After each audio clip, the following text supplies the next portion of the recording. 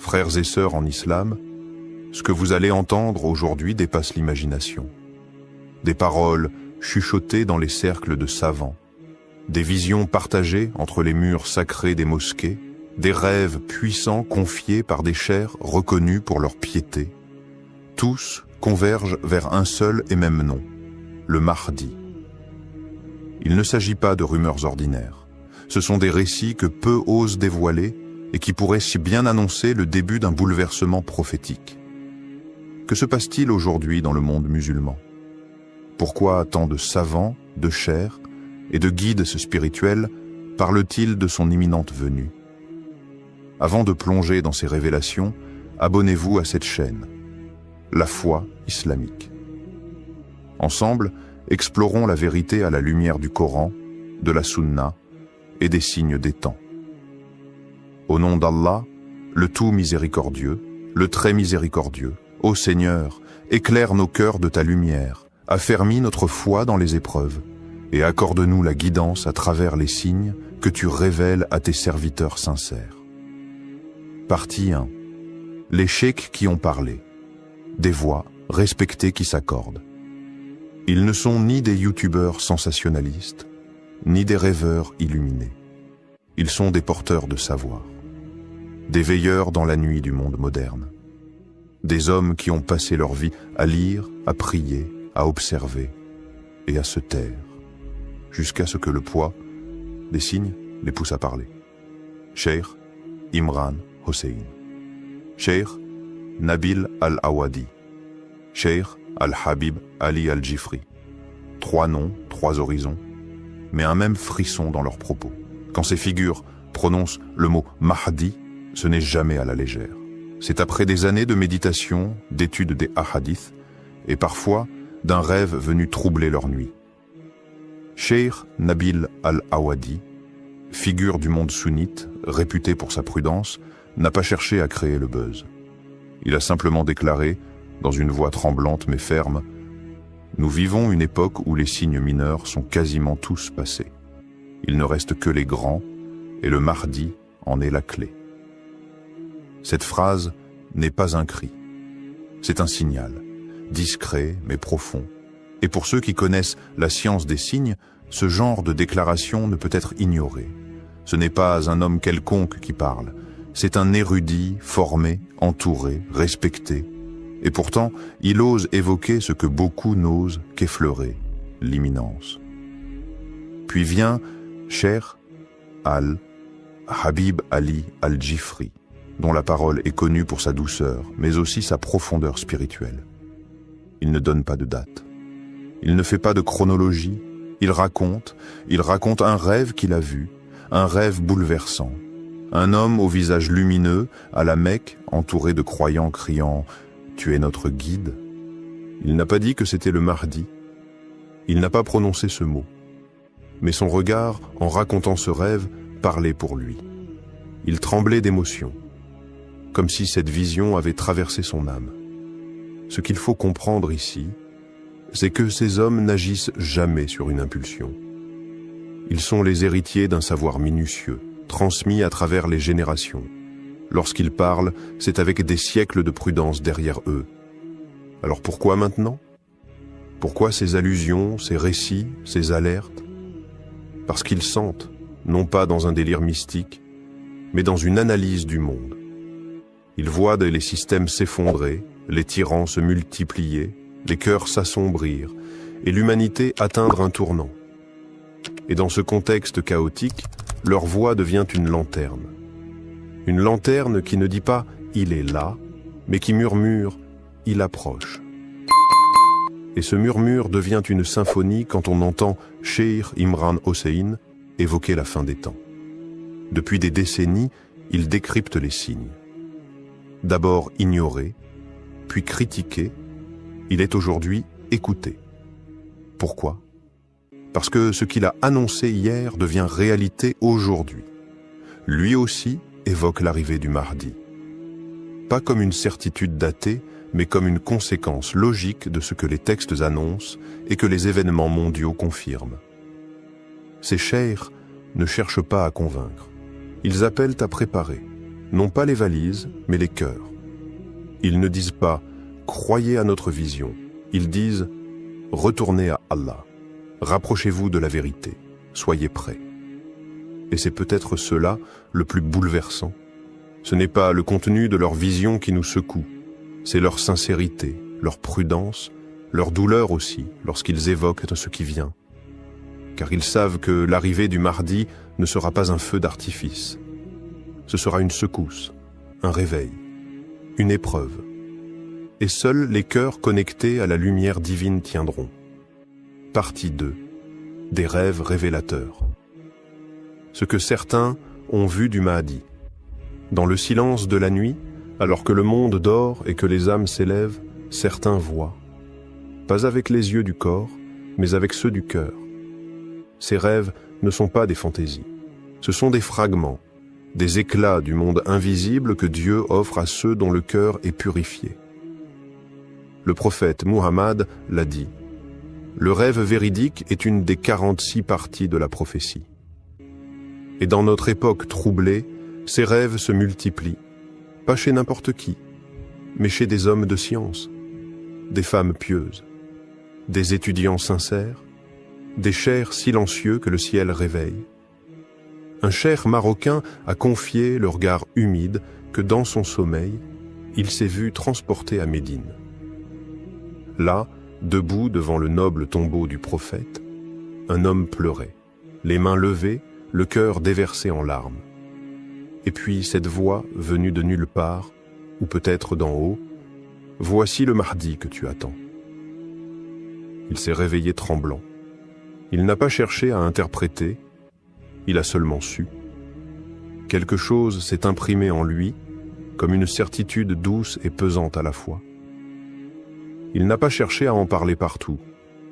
Il l'a partagé à quelques élèves, à ceux capables d'entendre sans moquerie, de ressentir sans idolâtrer. Ce rêve n'est pas isolé. Il fait partie d'une constellation. En Égypte, un fakir raconte avoir vu une foule immense autour de la Kaaba. Un homme, vêtu simplement, au regard baissé, refusait de monter sur le minbar. Mais les gens le suppliaient. Ils l'appelaient par un nom qu'il n'ose plus répéter sans frissonner. À Karachi, une femme pieuse raconte une vision où la nuit s'est éclairée d'une lumière intense. Un homme marchait entre les ruines d'un monde brisé. Derrière lui, des enfants, des savants, des orphelins. Il ne parlait pas, mais sa présence apaisait. Les oiseaux se taisaient et même le vent semblait écouter. Et ce qui trouble le plus, c'est l'universalité de ces visions. Pakistan, Yémen, Europe, Afrique, Indonésie, France, partout, les récits se recoupent. Le même homme, la même pudeur, la même scène, la foule, la lumière et une voix qui désigne sans désigner, et pourtant aucune coordination entre ces rêveurs, aucun agenda, juste des cœurs qui cherchent Dieu, des âmes qui pleurent en prière. Et parfois, la nuit leur répond. Ces rêves parlent tous de la même chose. Un homme qui ne veut pas être reconnu, qui refuse le pouvoir, mais que les gens reconnaissent malgré lui. Un homme qui pleure devant le prophète et qui porte une lumière intérieure que même les aveugles sentiraient en passer. Alors, que faire de ces récits? Les rejeter en bloc? Les ranger dans une case de coïncidence collective? Ou faut-il, peut-être, se poser une autre question? Et si ces rêves n'étaient pas là pour désigner un homme, mais pour réveiller des cœurs? Peut-être qu'Allah nous montre ce visage, non pas pour qu'on le suive aveuglément, mais pour qu'on se prépare à ce qu'il représente. La fin de la corruption, le retour de la justice, le triomphe de la vérité. Le début d'une ère où l'islam se vivra avec sincérité, non plus dans la peur ou la honte. Et dans cette époque pleine de mensonges, de confusion et de douleur, ces rêves sont peut-être les derniers flambeaux avant la grande lumière. Partie 3. Les signes qui les ont poussés à parler. Il y a un moment où le silence devient trahison. Un moment où se taire face à l'effondrement du monde revient à abandonner les âmes à l'errance. Ce moment, selon certains savants, est arrivé. Depuis des années, les cheikhs les plus lucides observaient. Ils analysaient. Ils patientaient. Mais aujourd'hui, ils parlent. Et si des voix comme Cheikh Imran Hossein, Cheikh Nabil Al-Awadi ou Cheikh Al-Jifri ont décidé de s'exprimer sur le Mahdi, ce n'est pas par hasard. Ce n'est pas pour provoquer. C'est parce qu'ils ont vu les signes. Et ces signes sont devenus trop évidents, trop puissants pour être ignorés. Guerre dévastatrice au Moyen-Orient. Des villes réduites en cendres. Des enfants enterrés sous les ruines. Des peuples brisés, dispersés, déshumanisés. Et à chaque nouvelle guerre, un même schéma. Oppression, injustice, silence des puissants. Jérusalem sous tension. Cheikh Imran Hossein ne cesse de le répéter. Celui qui ne comprend pas le rôle prophétique d'Israël et de Jérusalem dans la fin des temps ne peut comprendre l'éveil du Mahdi. Il explique que le faux Messie, Dajjal, doit émerger à travers un système corrompu, sioniste, imposant au monde une fausse paix, une fausse liberté, une fausse justice, et que le Mahdi, à l'inverse, apparaîtra comme un contre-choc, un retour à la vérité absolue, à la justice divine. Un monde à genoux. L'effondrement moral n'est plus une théorie. L'impudicité est devenue une industrie. L'injustice, une norme. Les tyrans sont applaudis, les justes emprisonnés. L'islam est caricaturé, surveillé, ridiculisé. Et au sein même de la Oumma, les divisions font rage. Sunnites contre chiites, traditionnalistes contre réformistes, culture contre culture, mosquée contre mosquée. Le climat, lui aussi, parle. Inondations, séismes, feux incontrôlables. La planète semble crier sous le poids des péchés de l'humanité. Les savants ne sont pas des climatologues, mais ils voient dans ces bouleversements un rappel, une purification avant le retour d'un ordre divin. Cheikh Nabil l'a dit sans détour. L'analyse ne suffit plus. Les gens ont besoin de foi, de lumière, car ce qui vient ne sera pas une manifestation spectaculaire. Ce sera une épreuve, une tempête qui n'épargnera que ceux qui auront préparé leur cœur. C'est cette urgence qui les pousse à parler. Pas pour créer de faux espoirs, pas pour désigner un homme à suivre, mais pour réveiller les cœurs. Ils ne donnent pas de nom, ils ne fixent pas de date, ils avertissent, ils secouent. Leur message est clair, le Mahdi ne viendra pas pour résoudre vos problèmes. Il viendra avec une mission immense qui exigera de vous vérité, sacrifice et foi. Si vous n'êtes pas prêt à vous réformer maintenant, vous ne le reconnaîtrez peut-être même pas quand il viendra. Ces chers voient, pas parce qu'ils sont devins, mais parce qu'ils ont appris à lire le monde avec le Coran dans une main, les hadiths dans l'autre, et les yeux tournés vers les signes d'Allah. Et ces signes, aujourd'hui, hurlent. Partie 4. La peur et l'humilité des savants devant ces signes. Il y a des vérités qu'on ne crie pas. On les chuchote avec respect, avec tremblement. Car elles ne sont pas des slogans, elles sont des responsabilités. Et c'est dans ce silence lourd, rempli de crainte et d'humilité, que les savants parlent du Mahdi. Ils ne s'affichent pas comme des visionnaires. Ils ne cherchent ni gloire, ni vue, ni applaudissements. Ils ne se prennent ni pour prophètes, ni pour élus. Non. Ils baissent l'adme la tête. Ils disent, nous ne savons pas, mais nous sentons. Et ce que nous sentons, c'est un appel. Leur voix n'est pas celle de la prédiction, mais celle de la précaution. Ils ne veulent pas exciter les foules, mais réveiller les cœurs. Cheikh Al-Habib Ali Al-Jifri l'a résumé dans une parole sobre et forte. Ce n'est pas notre rôle de dire quand, mais c'est notre devoir de dire comment s'y préparer.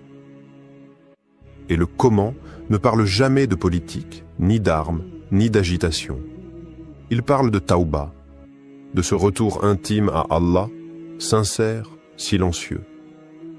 Il parle de prières nocturnes, celles que personne ne voit, celle que seule la miséricorde d'Allah entend. Il parle de lecture du Coran, pas en récitation automatique, mais en méditation, en imploration. Il parle de purification du cœur, d'abandon des rancunes, des orgueils, des attaches mondaines. Car ce qui arrive, si cela arrive dans notre génération, ne sera pas une gloire facile, mais une épreuve immense. Le Mahdi, s'il est proche, ne viendra pas avec des promesses de confort ou des miracles de facilité. Il ne viendra pas flatter les foules, ni confirmer les illusions. Il viendra avec la vérité, pure, tranchante, exigeante. Et cette vérité ne se lit pas sur les pancartes, elle se lit dans les âmes. Et seules celles qui auront été purifiées pourront la reconnaître. Les savants insistent donc. Ce n'est pas une question de date, c'est une question d'état. Peut-être ne viendra-t-il pas dans nos vies. Peut-être oui. Mais si nous voyons les signes, alors ne rien dire, ce serait trahir. Ils parlent avec des larmes, pas avec des certitudes. Ils ne promettent pas, ils avertissent. Car la peur qu'ils portent dans leur cœur n'est pas celle du chaos, mais celle d'un peuple musulman endormi, qui pourrait rater ce moment décisif par simple distraction. Et ils rappellent ceci, avec douceur mais fermeté. Ne vous occupez pas de reconnaître le Mahdi, occupez-vous de devenir le genre de croyant qu'il reconnaîtra. Le Mahdi ne regardera pas la barbe, ni la tunique, ni les discours grandiloquents. Il regardera les cœurs, il les sentira, il les appellera. Et seuls ceux qui auront préparé leur âme à la vérité répondront à l'appel. Partie 5. Et si l'heure était vraiment proche? Et si ces murmures qu'on entend un peu partout n'étaient pas des coïncidences? Et si ce que disent ces chers n'était pas de l'exagération, mais un cri d'alerte voilé, une sonnette qu'Allah fait résonner dans le cœur des sincères? Et si c'était notre génération? Oui, celle-là même qui scrolle, qui doute, qui cherche sans toujours savoir quoi, qui allait voir de ses propres yeux le Mahdi marcher sur cette terre? Regarde autour de toi, les repères s'effondrent, les valeurs sont inversées, la lumière semble s'éteindre et l'obscurité gagne du terrain, même dans les âmes. Mais peut-être est-ce précisément dans cette nuit profonde qu'Allah a voulu que la lumière du Mahdi apparaisse. Et si ce n'était pas une légende? Et si ce n'était pas pour les autres, pour une époque lointaine, pour des récits d'histoire? Et si c'était maintenant, dans notre époque confuse et vacillante, qu'Allah a envoyé son serviteur caché, son réformateur promis, son signe vivant? Les jeunes musulmans, aujourd'hui, sont à la croisée des chemins. Beaucoup se sentent perdus, tiraillés entre modernité et foi, entre doutes et espoirs. Mais justement, c'est pour eux que le Mahdi est un espoir vivant. Un homme qui ne sera pas là pour séduire, mais pour réveiller. Pas là pour impressionner, mais pour guider. Pas là pour caresser l'ego, mais pour bousculer les cœurs. Il n'aura pas besoin de microphone. Il n'aura pas besoin de projecteur. Sa lumière viendra d'Allah, et ceux qui l'attendent avec foi le reconnaîtront sans confusion. Mais attention, ce n'est pas en spéculant sur lui qu'on se prépare. Ce n'est pas en débattant de son nom, de son origine, ou de ses gestes qu'on devient un de ses partisans. Ce n'est pas en surveillant les réseaux ou en cherchant des dates que l'on se tient prêt. C'est en purifiant son cœur. C'est en revenant à la prière, même quand personne ne regarde. C'est en refusant l'injustice, même dans le silence. C'est en écoutant les appels des savants, ces hommes droits qui n'ont rien à vendre, mais tout à transmettre. Non pas pour alimenter la panique, mais pour réveiller la foi. Parce qu'un jour, peut-être bientôt, peut-être très bientôt, tu te lèveras un matin et tu entendras que quelque chose a changé à la Mecque, ou qu'un homme inconnu a rassemblé des croyants, et que les visages pleurent, que les cœurs vibrent, et que ce que tu croyais loin était maintenant tout proche. Alors, seras-tu prêt ce jour-là? Ou feras-tu partie de ceux qui ont entendu, qui ont douté et qui diront « Si seulement j'avais pris cela au sérieux ». Frères et sœurs, ce que vous venez d'entendre n'est pas une fiction. Ce n'est pas un récit pour frissonner, ni une histoire pour passer le temps. C'est une réalité qui frappe à la porte. Un souffle prophétique qui traverse les siècles et qui, aujourd'hui, se rapproche de nous. Des savants ont parlé. Des rêves ont été vus. Des signes se sont enchaînés. Mais tout cela, ce ne sont que des clés. La vraie question, elle était là. Que faisons-nous de ces clés? Tu peux fermer les yeux. Tu peux retourner à ta vie comme si rien ne changeait, ou tu peux te lever, te purifier, te reconnecter à ton Seigneur. Parce que ce qui arrive n'est pas un film, ce n'est pas un slogan. C'est une épreuve finale, un tamis, un crible qui séparera les cœurs sincères des cœurs aveugles. Le Mahdi n'a pas besoin de spectateurs. Il a besoin de croyants solides.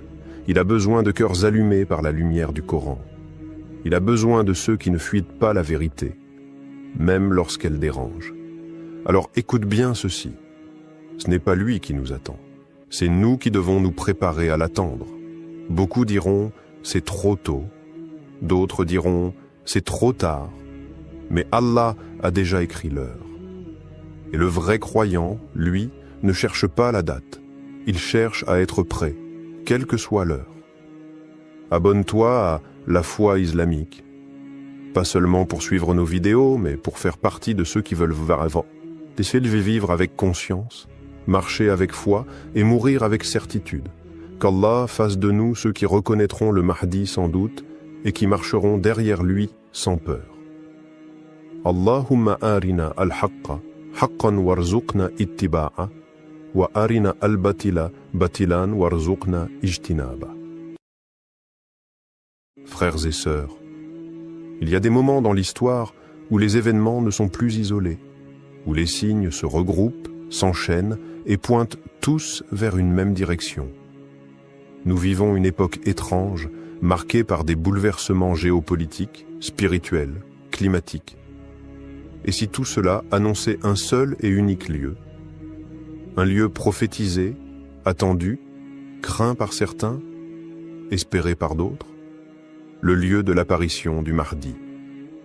Avant de commencer, abonnez-vous à la chaîne La Foi Islamique pour ne rien manquer des révélations à venir.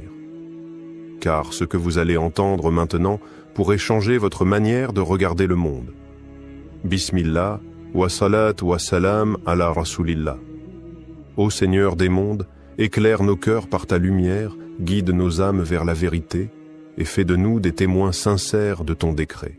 Ya Allah, accorde-nous la clairvoyance de reconnaître tes signes et la force de rester ferme lorsque viendra l'épreuve. Partie 1. Les signes avant-coureurs dans les hadiths. Ils sont là, non pas dans les récits d'un vieux livre poussiéreux qu'on feuillette par curiosité, mais dans les journaux, les écrans, les cris des peuples opprimés et les secousses invisibles de l'histoire. Les signes. Ils frappent à notre porte, et chaque jour, ils deviennent plus évidents. Le prophète Mohammed, le véridique, n'a laissé aucune zone d'ombre. Dans les recueils les plus authentiques, ses paroles retentissent comme un écho lointain, ou comme un avertissement imminent. Il a parlé d'un monde bouleversé, d'un déséquilibre général, de nations qui s'affrontent dans des conflits sans fin, de puissances qui s'effondrent, de peuples qui crient justice, de sang versé dans les lieux saints. Il a parlé de Cham, cette terre bénie et meurtrie. Il a mentionné Al-Quds, centre de tensions et d'enjeux mystiques. Il a désigné l'Arabie, touchée par des luttes internes, des divisions claniques, des effusions qui tachent même les lieux les plus sacrés. Et maintenant regarde le monde autour de toi. Tout est en place. Des savants de toutes les époques, de l'Andalousie aux confins de l'Asie, ont consacré leur vie à étudier chaque détail de ces prophéties. Des générations entières ont tenté de tracer sur les cartes les lieux où ces signes se croiseraient. Et presque tous s'accordent sur un point.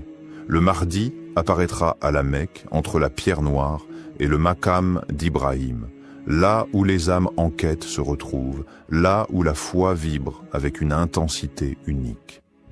Mais voilà la nuance que peu perçoivent. Si la Mecque est le point d'émergence, cela ne signifie pas qu'il n'y aura pas d'autres étapes. Car avant de se dévoiler au monde, le Mahdi est un homme qui marche dans l'ombre. Il ressent les douleurs du monde. Il traverse les nations, peut-être même les grandes capitales. Il voit l'injustice, il entend les appels des opprimés, il apprend en silence. Certains signes visibles, les guerres, les tremblements de terre, les crises sociales, sont comme les grondements avant une éruption. Mais il y a aussi des signes invisibles, des rêves partagés, des cœurs troublés sans savoir pourquoi, une sensation diffuse que quelque chose se prépare, quelque part. Ce sont les signes intérieurs, ceux que seule l'âme peut capter. Et là, une vérité mystérieuse se dévoile. La terre semble orienter tous les regards, tous les cris, toutes les prières vers un même point. Un centre qui n'est pas encore révélé, mais qui agit déjà. Il ne s'agit plus seulement d'un lieu géographique. C'est un espace spirituel en train de s'éveiller. Un endroit où l'invisible devient perceptible, où la lumière revient lentement après des siècles d'ombre. Ce lieu n'a pas encore été nommé. Mais tout indique qu'il est déjà chargé d'un poids que seul un élu peut porter. Ce n'est pas un hasard si certains voient le même rêve à des milliers de kilomètres les uns des autres. Ce n'est pas un hasard si des savants se replongent dans les textes avec une urgence nouvelle. Ce n'est pas un hasard si les cieux et la terre semblent en attente. La prophétie avance. Et ceux qui regardent avec les yeux du cœur savent que les signes ne sont pas finis. Ils ne font que commencer et ils convergent vers un seul endroit. Partie 2. Le point de convergence des crises mondiales. Regarde autour de toi. Pas avec des yeux fatigués par l'information continue, mais avec des yeux lucides, éveillés, conscients. Quelque chose de plus profond que les chiffres et les bulletins d'actualité est en train de se jouer. Le monde se fracture. Et pourtant, ces fractures suivent un tracé. Un tracé qui nous ramène toujours au même point. À l'est, le Moyen-Orient brûle. Gaza saigne. La Syrie gémit. L'Irak pense encore ses plaies. Le Yémen supplie dans le silence médiatique. Des bombes tombent, mais aussi des masques. À l'ouest, l'Europe vacille. Elle doute de son identité, divisée entre un passé chrétien qu'elle a renié et un avenir qu'elle ne comprend plus. L'Occident tout entier semble fatigué de sa propre puissance. Les révoltes intérieures, la montée de l'extrême, l'effondrement moral, tout cela n'est pas que politique, c'est spirituel. Mais au centre, quelque chose attire. Quelque chose agit comme un point d'équilibre entre deux mondes, entre l'Orient mystique et l'Occident rationaliste, entre l'islam hérité et l'islam à venir. Ce point, c'est le cœur de la Méditerranée. Une zone où Jérusalem, Damas et la péninsule arabique forment un triangle sacré. Un triangle qui, depuis des siècles, abrite les plus grands bouleversements spirituels et géopolitiques. Mais quelque chose a changé, quelque chose de subtil. Les signes récents, les tensions invisibles, les rêves collectifs, les basculements soudains, tous commencent à indiquer un autre lieu. Un lieu que peu regardent, un lieu qui ne fait pas partie des récits classiques, mais que le destin semble redessiner à la lumière d'une prophétie vivante. Car le Mahdi, avant d'être reconnu, sera inconnu. Il ne surgira pas là où les foules l'attendent, comme on attend un roi avec tambour et fanfare. Il apparaîtra dans la discrétion. Il traversera des terres que l'on croyait marginales. Il portera peut-être un accent inattendu, une allure que personne ne reconnaît. Et c'est précisément là que le divin surprend. Il casse les cadres, il brise les habitudes. Certains signes, presque imperceptibles, orientent désormais notre regard vers un territoire nouveau, à la fois extérieur au monde musulman traditionnel et intérieurement connecté à son cœur. Ce lieu pourrait être en Europe, peut-être même dans une nation réputée pour son orgueil, sa laïcité, ses conflits avec l'islam. Un lieu que l'on pense fermé et qui peut-être cache la clé. Cela te semble improbable? Mais n'est-ce pas ce que l'histoire nous a toujours enseigné? Que les révolutions naissent là où on ne les attend pas. Que les élus viennent de peuples oubliés, que les lumières jaillissent du cœur des ténèbres. Les tensions actuelles ne sont pas seulement politiques. Ce sont des signaux divins. Elles pointent vers un nouveau carrefour, un endroit d'intersection, de rupture et de renaissance. Un point où l'ancien monde s'effondre et où le nouveau prend forme dans le silence. Et si ce lieu était déjà désigné, sans qu'aucun d'entre nous ne l'ait encore compris?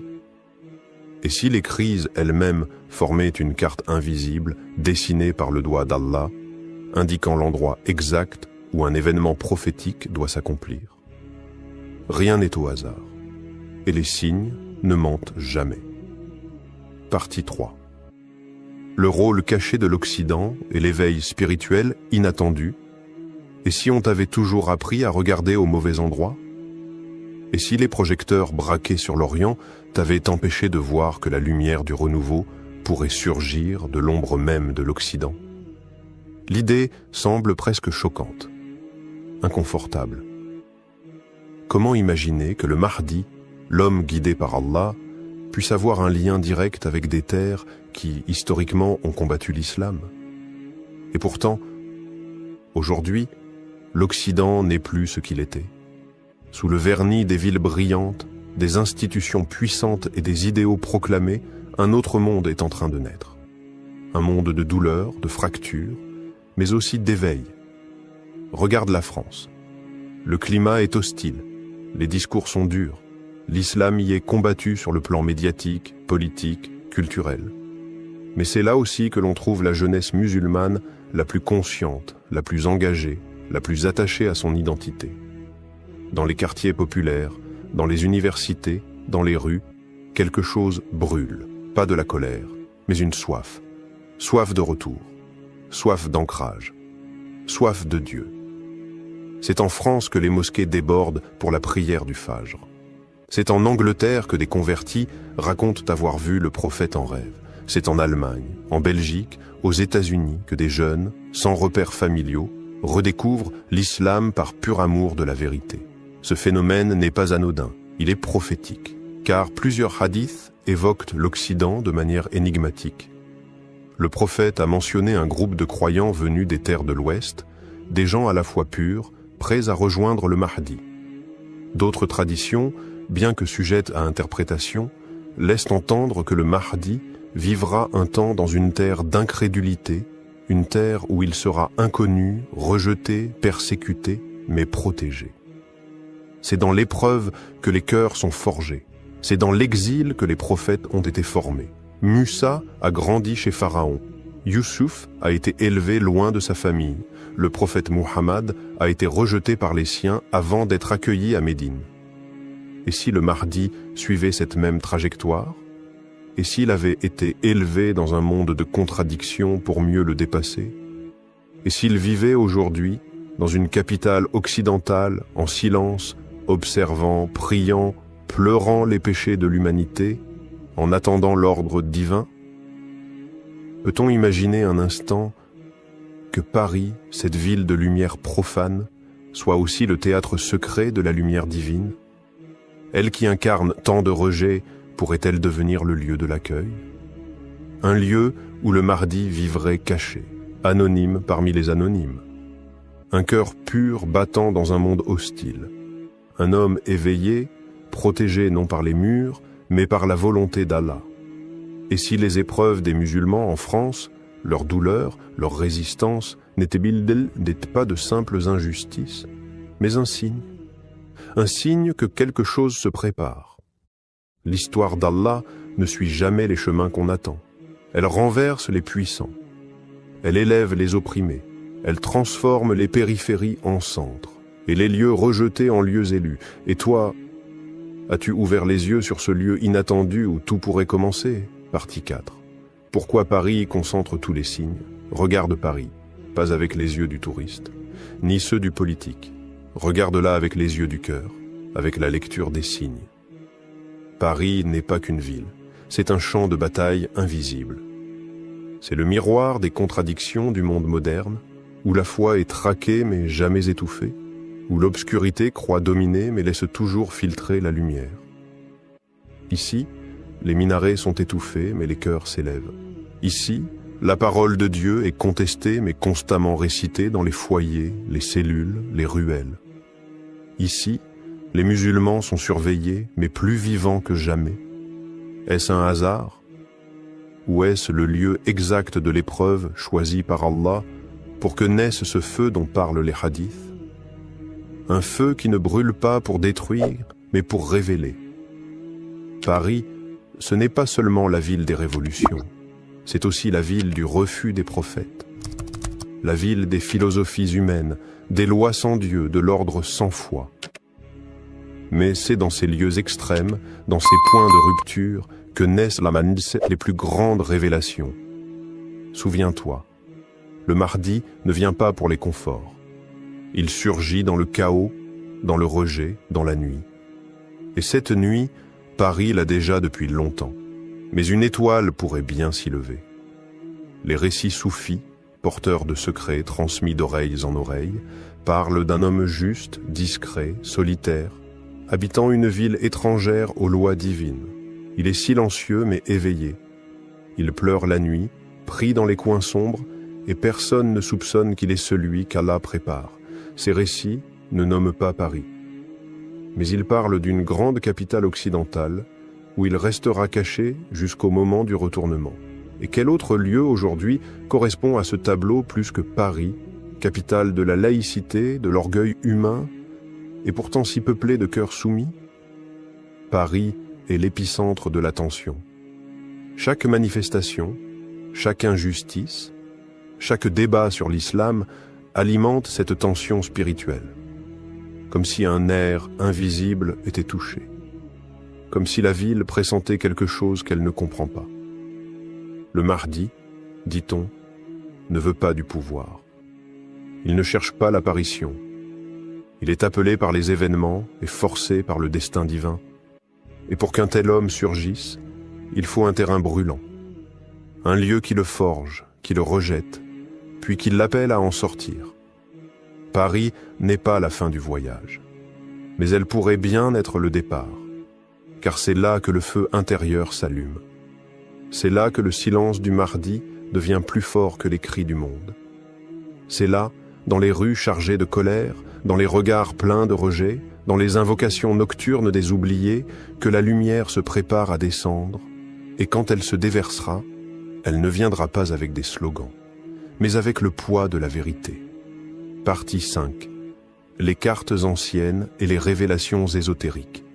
Il existe des cartes que l'on ne trouve pas dans les manuels scolaires, des cartes que l'on ne trace pas avec des frontières politiques, mais avec des lignes invisibles, des lignes d'énergie, des trajets de lumière, des veines spirituelles que les anciens connaissaient. Les maîtres soufis les appelaient par les routes secrètes de la présence divine.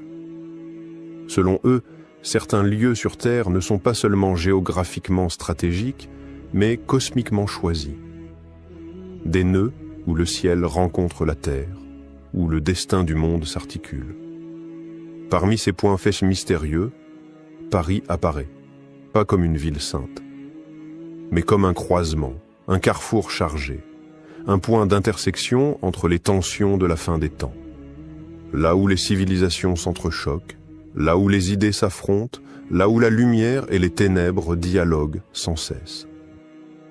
Des cartes anciennes, juives, chrétiennes et musulmanes mentionnent un centre du monde.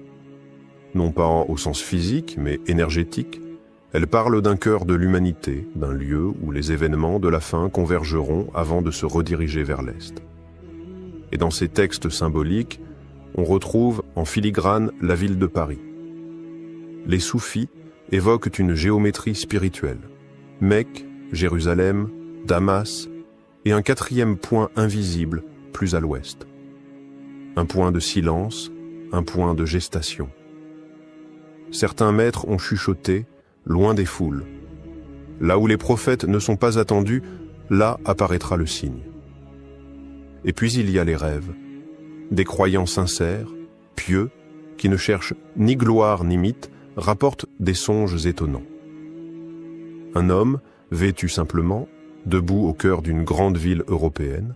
Son visage est paisible, son regard porte une lumière antique. Il ne parle pas, mais ceux qui le voient comprennent sans mots. Il est là, et le monde l'ignore. Des coïncidences étranges, des versets récités dans des ruelles, entendus par des inconnus au moment exact où leur cœur cherchait Dieu. Des apparitions de lumière au-dessus des minarets en pleine nuit, des enfants récitant des sourates qu'on ne leur avait pas encore enseignées, des prières exaucées dans les moments les plus noirs. À Paris, ce ne sont peut-être que des coïncidences, ou peut-être sont-elles les signes subtils du réel, comme des gouttes d'eau avant la tempête prophétique. Le Mahdi, selon certains récits, marchera longtemps dans l'ombre avant d'être appelé à la lumière. Et cette ombre peut être une ville,